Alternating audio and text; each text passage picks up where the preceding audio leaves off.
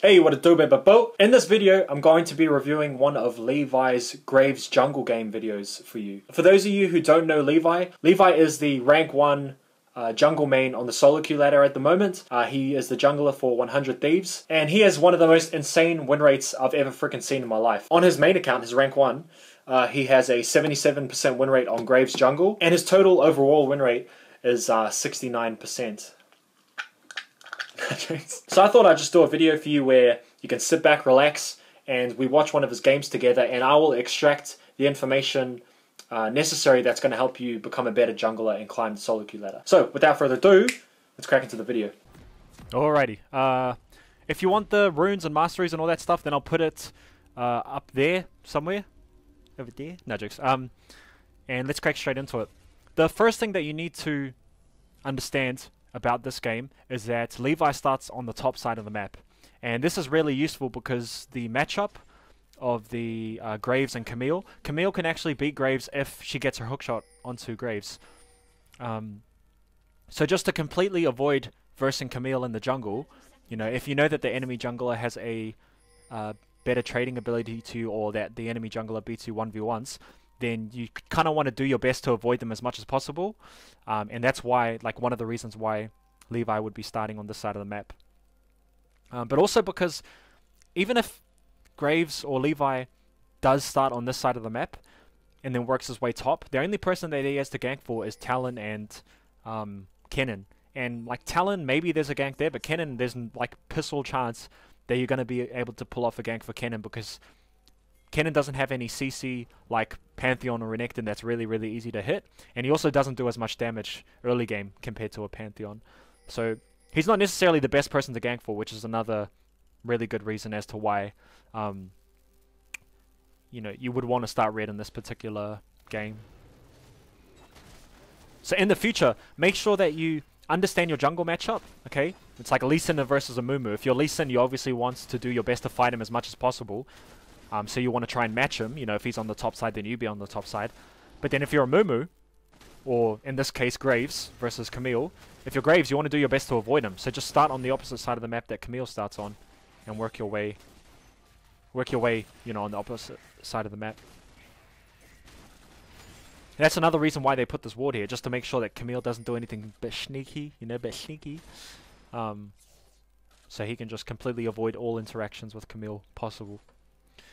And then he does what Graves does. He farms his nut off, because Graves is so freaking good at farming.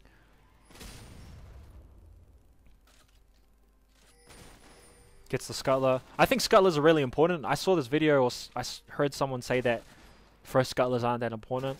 I completely disagree. I think first Scuttler is really important, because you want to get a really, really good first start. And Scuttler contributes to that. And here, he's counter-jungling, and this is all calculated, okay? He knows that Camille's over here, probably somewhere taking a blue or Gromp, taking his Gromp. Everybody's in their lane. There's no reason to be scared, okay? Everybody's in their lane. Camille's top side, because he just took her blue buff. So this is free. You can just take the this. But while you're farming, like, in the future, okay? For example, let's say in this case you're a Levi, you would want to ping this side of the map. Boom, boom. You want to ping these guys to play safe, because Camille is on the top side of the map, that means that she can only gank 2 places, top and mid, like she is now. And because you're on the bot side of the map, you're not in a position to counter gank for her, which is why you want to ping them to play safe, okay? So he's still farming. It's okay to farm on the opposite side of the map, you just have to ping your laners up here and here to play safe. And look, he doesn't go for the dive, he doesn't do anything stupid, he doesn't force anything, he just goes back to base. And I guess he's trying to get the advantage the way that Graves is really good at getting advantages, which is through farming, because Graves is just like a ridiculous farmer. He sees Camille topside, he doesn't even bother. Maybe he avoids it completely because he knows that Camille probably took this camp anyway, or because he doesn't want to fight Camille in the first place. In both cases, you just go to the bot side of the map where your camps are on. It's really important. His jungle pathing is really important. Like, you just completely avoid this, and you just go to where your camps are to maximize farming.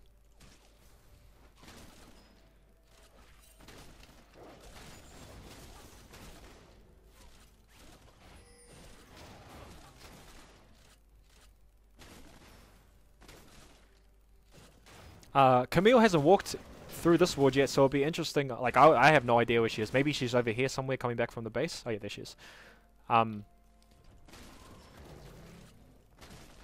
But one thing that you can do throughout, like while you're jungling, is do analysis. Like, just do a little checkup on everyone. You look at top. Okay, if Camille came top, would she be able to pull off a gank? Not right now, because he's got the ward here, and because he's quite far back. But maybe you could ping him to play safe, because once again, you're on the opposite side of the map. You're not here for a counter gank. If you were up here farming, it's different. You don't have to ping him, because you're here for the counter gank. But because you're here, you have to ping him. Mid lane safe. He's not even in frickin'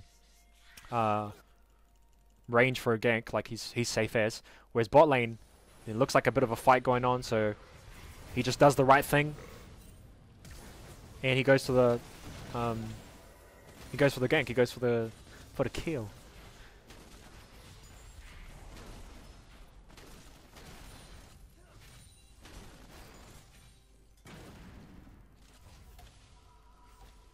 I think he knows Camille's bot side somewhere because he saw her before she walked through that ward.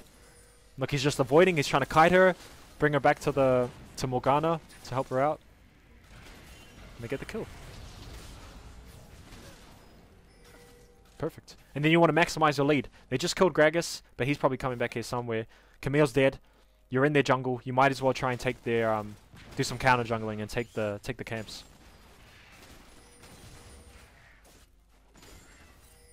So you can do that in the future, okay? If you kill the enemy jungler and all the laners are in the lane and stuff, don't be too scared and go take the jungler. You know, you want to maximize the advantage that you get from killing the jungler in the first place. Or even if it's just the ADC or one of the enemy laners. Because it's most likely that you'll have a numbers advantage in that case. Well, you will because you've killed one of them. And that means that you can go into their jungle a lot safer. So much stuff has happened so far in the previous 6 minutes that sets I can't speak English. That sets up the win for Levi. But the main thing is avoiding Camille. Okay, that's like #1 strategy, and then playing like jungle pathing off of that. And then #2 would be farming, making sure that you're always farming. You're keeping the farm up. Farm is the default. Every time a fight arises like now, you try and be as ready for it as possible. And then you just go back to farming. And Camille, look, Camille was like relatively low health here. Not super low, but now because Levi has done so much farming, and he's been very efficient with his timing, you know, he can start to be a bit more aggressive in this specific situation because he has a level advantage on Camille. He's got an item advantage on Camille. He's got a bigger dick. His dick is huge.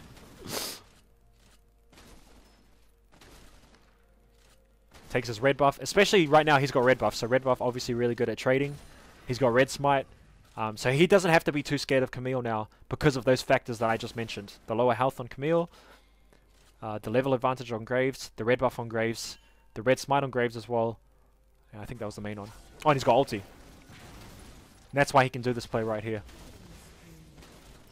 Once again, he's in his jungle, you just got the kill, everybody's in their lanes, you're free reign, you can take as much of their jungle as possible.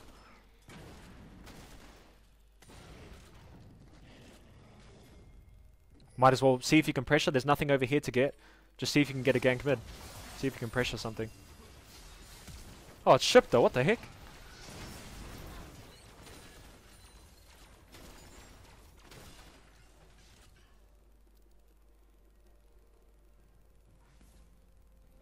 And now Crab's up. Just go get Crab.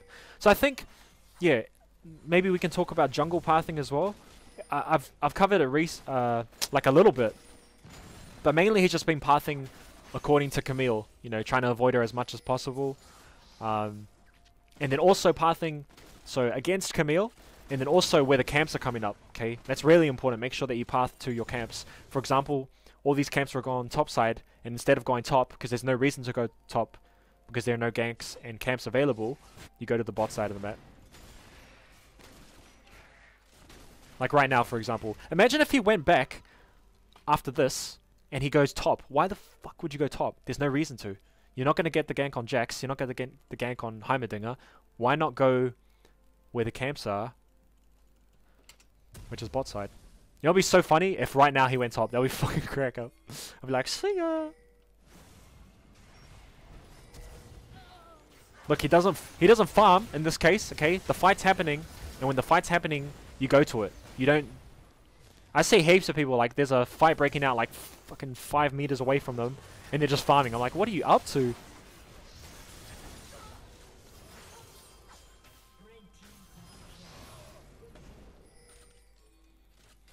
See, and this comes back to, this all links back together. This came back from here, you get this, you get the wraiths, you go back to base, he's pathing bot because his camp's here, a fight happens to break out and he's ready for it, then they get the kill, and then this is the fight that wins the game, because if you look at it properly, fights are like fucking so important.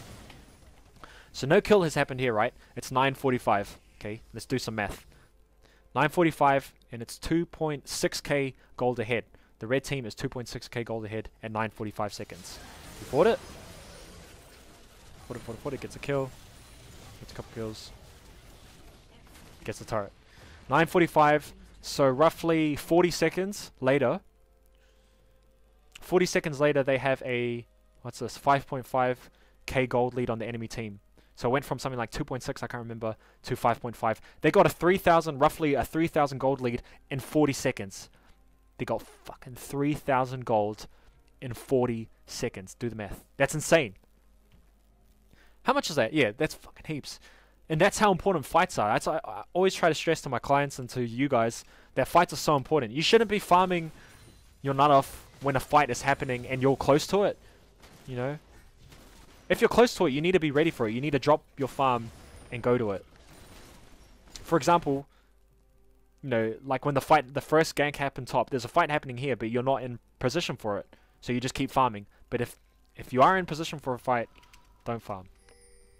And now, in this case, closing out a game is an art of itself, so you don't end up throwing, because throwing is such a problem that I have a lot as well. I get complacent and stuff, and I start mucking around, and then we lose the game, and then I'm sad after the game's ended. No jokes. So to close the game out, you use what I like to call the lawnmower method.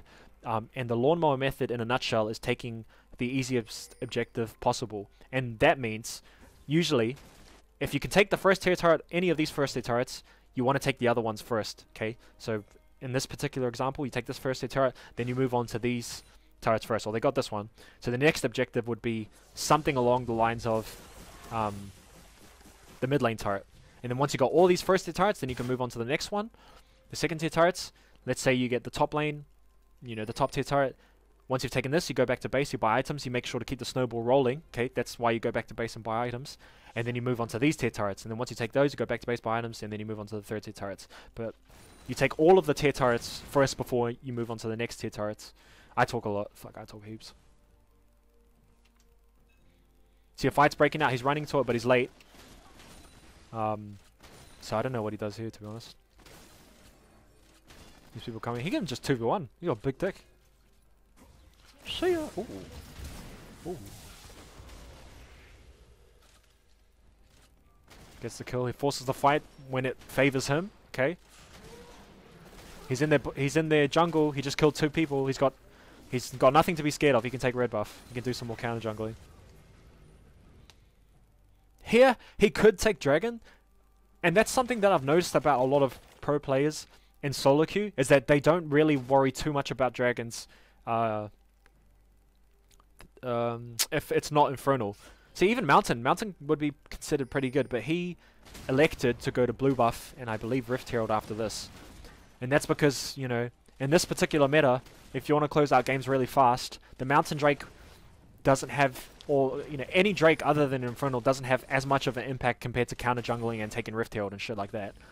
Or forcing more fights and, you know, like the time invested into Dragon would be better invested into what he's doing right now.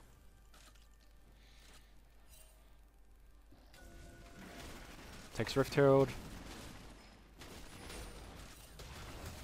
Once again, easy objective. See, you don't see him going for like this tier turret over here, or maybe this tier turret at this particular time. He goes for the easiest one possible. There shouldn't be any risk when you're taking objectives, okay? If there is risk, then you don't want to take it, because you want to be as calculated or calculative as possible, whatever the word is. By the way, if you're watching this and you're still, you know, you're still with me at this particular point, if you could chuck in the comments below whether you like this type of analysis or not, or you prefer my quick tips, like my 5 jungle strategies that Rush abused to hit Challenger.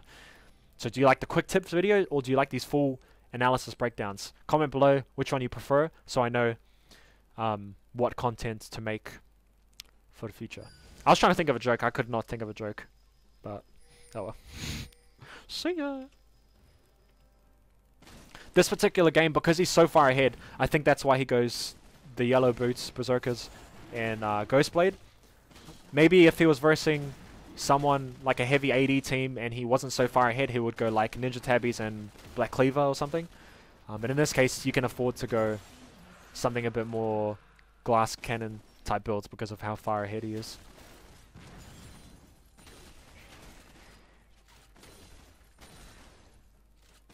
There are 2 people mid, I believe, 1 top, no one bot. You're free to take, you know, counter jungle.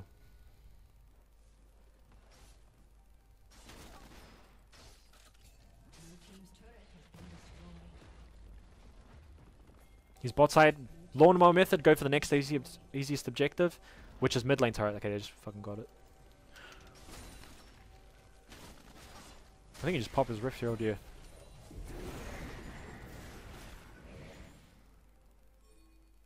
And then so this is how you close out the games without throwing, okay? You constantly go for objectives. After this fight here, they just like got turret after turret, got the Rift Herald. And he hasn't done any silly mistake like yet. You know, he hasn't done anything stupid. So those are the 2 things if you want to close out the games. Take objectives with the lawnmower method, and don't do any stupid mistakes.